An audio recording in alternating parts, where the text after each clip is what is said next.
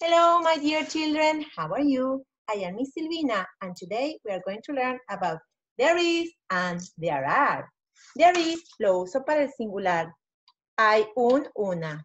La A la pongo adelante de una consonante y la an lo uso adelante de una vocal.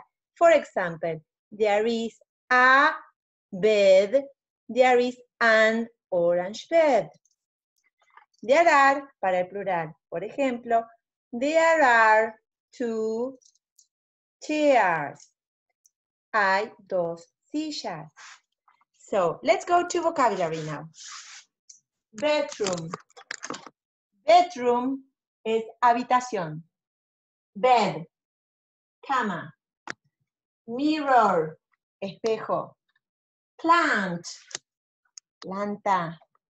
Chair, silla. Door, puerta. Table, mesa.